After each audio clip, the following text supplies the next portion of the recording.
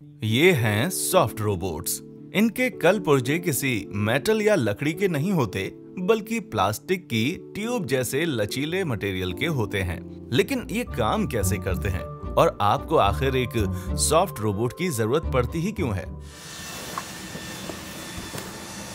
इसलिए मैं Jack Hammond और उनके सॉफ्ट रोबोट से मिलने के लिए स्टैनफोर्ड गया। हाय।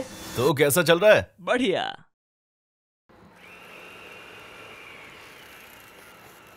तो कहने का मतलब ये है कि रोबोट इस तरह से चल सकता है।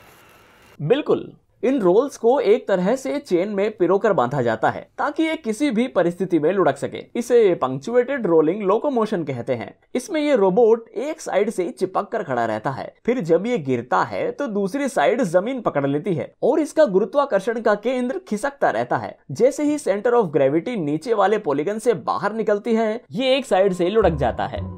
ये है एक दूसरा सॉफ्ट रोबोट जो लचीली ट्यूबिंग से बना है। इसको एक कछुए की तरह चलने के लिए डिजाइन किया गया है, जिसमें विपरीत तिरछे पैर एक साथ चलते हैं। इसको पूरा पावर कंप्रेस की हुई हवा से मिलता है और गजब की बात यह है कि इसमें इलेक्ट्रॉनिक पुर्जों की कोई जरूरत नहीं है। इसका पूरा सर्किट हवा और दबाव से चलता है, जिसका मतलब है कि ये रोबोट खदान जैसी जगहों पर भी काम करेगा, जहां इलेक्ट्रॉनिक्स की चिंगारी से विस्फोट होने का खतरा होता है, या एमआरआई मशीनों के शक्तिशाली चुंबकीय क्षेत्रों में। लेकिन सॉफ्ट रोबोट की जरूरत आखिर पड़ती ही क्यों है? इस तरह का रोबोट लेना और उसे फिर तोड़ना, मरोड़ना और पिचकाना ताकि उसे कहीं भी काम लिया जा सके, ये करना मुझे बहुत पसंद है। नहीं, बल्कि ये इसके लिए ज्यादा सेफ है। आप इसे तोड़ना चाहो तो बिंदास तोड़िए। लेकिन ये आपका काम है, तो मैं इसे तोड़ना बिल्कुल नहीं चाहूंगा। नहीं, कोई दिक्कत नहीं, आप तो करिए। मनुष्यों के आसपास काम करते हुए भी एक सॉफ्ट रोबोट आपको कोई नुकसान नहीं पहुंचा सकता है। मैं इस पर खड़ा हो सकता हूं क्या? बिल्कुल। ये तो एक गजब का कंप्लायंट रोबोट है। क्योंकि इस रोबोट का जो मूलभूत स्ट्रक्चर है वो लचीला है, ये मुझ पर ज्यादा शक्ति इस्तेमाल नहीं कर सकता, इसीलिए इंसानों के आसपास इसका ऑपरेशन एकदम सेफ है। क्या हम इसको गिरा सकते हैं जिससे कि मैं इसके अंदर जा सकूं? हाँ, हम ये बिल्कुल कर सकते हैं, बस अपना सिर संभालना। ठीक है, मैं आ जाता हूं यहाँ पर। चलो इसे ट्राई करते हैं। और ये मैं आ गया। ये बुरा तो बिल्कुल भी नहीं है। मैं एक और शेप ट्राई कर सकता हूँ। वो अपनी एक साइड को खोल सकता है, जिससे आपको जल्दी से बाहर कूदने का मौका मिल जाएगा। ठीक है। मैंने इसे कुछ समय से टेस्ट नहीं किया है, तो मुझे नहीं पता क्या होगा, लेकिन फिर भी करके देखते हैं। और ये चला। आप आपके जो दाहिने साइड में ट्रस है उससे बाहर आ सकते हैं। हाँ, ये तो बहुत आसान है। क्या आपने इसे खुद बनाया है? मैंने और एक दूसरे ग्रेड के छात्र ने ही मिलकर इस पूरी चीज को बनाया है। और इसमें कितना समय लगा है? हमने इसे लगभग 1 महीने में पूरा किया था। मेरा मतलब इसका एक हिस्सा तैयार किया था। ये मुश्किल था क्या? मेरा मतलब आपने सिलाई भी की है? हाँ, हमने खुद ये सब सिला था।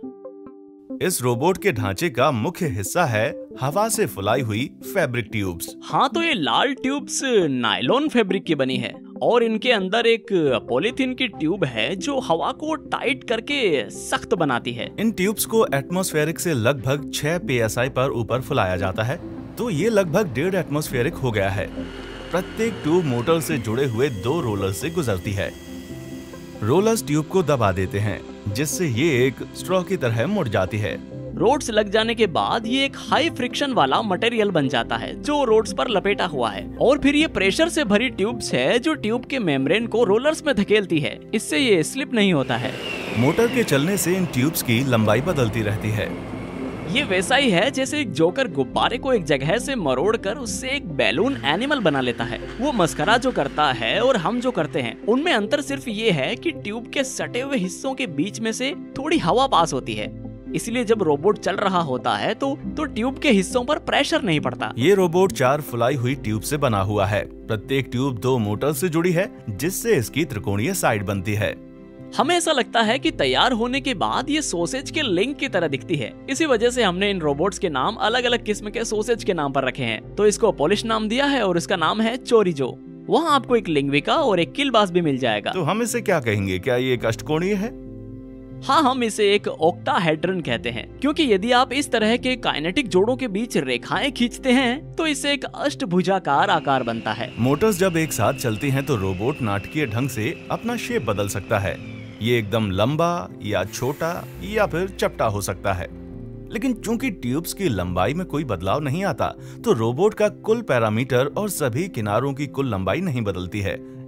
इसलिए इस रोबोट को आइसोपैरामेट्रिक माना जाता है। जब बॉस्टन डायनेमिक्स के वीडियोस देखते हैं तो कैसा लगता है? ओह, मुझे वो वीडियो पसंद है, एकदम मस्त। बॉस्टन डायनेमिक्स रोबोट कुछ भयानक से हैं क्या? शायद सॉफ्ट रोबोट्स इसीलिए लाए गए हैं कि लोगों को यकीन हो जाए रोबोट्स अच्छे हैं, दयालु और हमारे दोस्त हो सकते हैं। हाँ, ये बिल्कुल सच है। कुछ चीजें ऐसी हैं जिन्हें आप कठोर प्रणालियों में उपयोग कर सकते हैं ताकि वे कंप्लायंट सिस्टम जैसे लग सकें, लेकिन हाँ, वे निश्चित रूप से महंगे और खतरनाक हो सकते हैं अगर उन्हें सही तरीके से उपयोग ना किया जाए तो। हम जिन हार्ड रोबोट्स के उपयोग के आदी हैं वो मजबूत होते हैं और सटीक काम करते हैं। उनका काम एक्यूरेट होता है और रिपीट होता है, लेकिन वे भारी होते हैं और अपना वॉल्यूम ऐसे नाटकीय रूप से नहीं बदल सकते हैं। लेकिन ये फिर भी रोबोट भारी वजन उठाने में सक्षम है। हाँ, तो मेरे पास मेटलैब में एक GUI है जिसमें मैं रोबोट्स के चलने की पोजीशन को इंच दर इंच कंट्रोल करके उन्हें आगे बढ़ा सकता हूँ।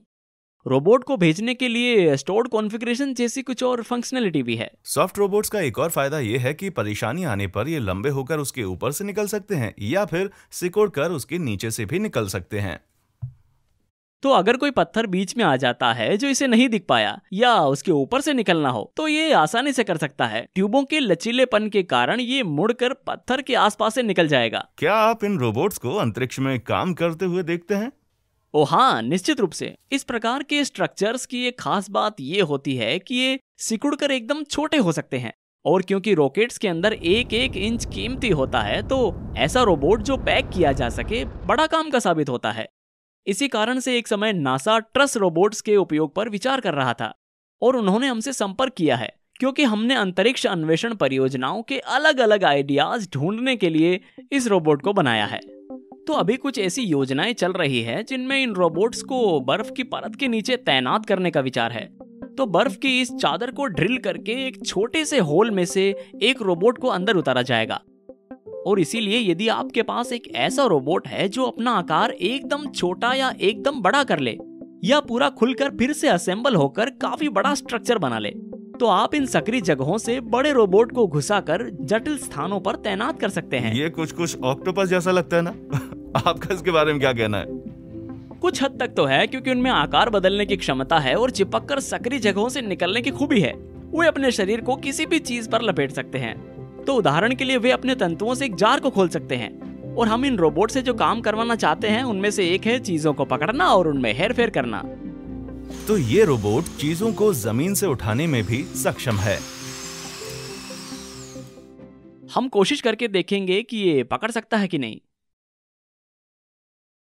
ट्यूबों के लचीलेपन के कारण इनमें चीजों को पकड़ने की और उनमें हेरफेर करने की प्राकृतिक क्षमता होती है, क्योंकि जब ये ऐसा कर रही होती है उस समय ये ट्यूब्स थोड़ा झुक जाती है, जिससे इसका संपर्क क्षेत्र फैल जाता है और इस पर लगने वाले फोर्स का समान वितरण हो जाता है। तो क्या इसमें सबसे बड़ा खतरा ये है कि ये फट सकता है? हाँ, ये तो एक बड़ा रिस्क है। मतलब ये तो निश्चित है कि आपको अपने स्ट्रक्चर के लिए कंप्रेस की हुई हवा निश्चित चाहिए, और अगर ये लीक हुई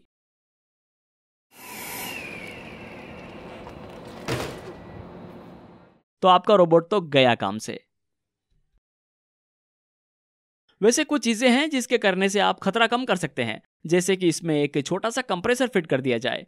वो रोबोट को पावर तो प्रदान नहीं करेगा, लेकिन अगर कहीं से लीक हो जाता है तो प्रेशर मेंटेन करने में मदद करेगा। जब आप किसी को बताते हैं कि आप रोबोट्स पर काम करते हैं और जब वो इसे देखते हैं तो क्या उनकी उम्मीदें टूट जाती हैं? बिल्कुल, बिना तस्वीर या वीडियो दिखाए लोग नहीं समझते कि मैं क्या बात कर रहा हूँ। मुझे लगता है कि अधिकांश लोगों की सॉफ्ट रोबोट्स के बारे में जो धारणा है वो बिग हीरो 6 फिल्म देखने के बाद बदल गई होगी। मुझे लगता है कि इस फिल्म ने ये दिखाने में एक शानदार काम किया है कि सॉफ्ट रोबोट्स क्या कर सकते हैं और वे क्यों उपयोगी हैं। उसने इस तरह के विचार को लोकप्रिय बना दिया। किसी भी मैकेनिकल सिस्टम में कंप्लायंस स्थापित करना बहुत जरूरी है, खासकर जब हम चाहते हैं कि रोबोट्स इंसानों के साथ कदम से कदम मिलाकर काम करे।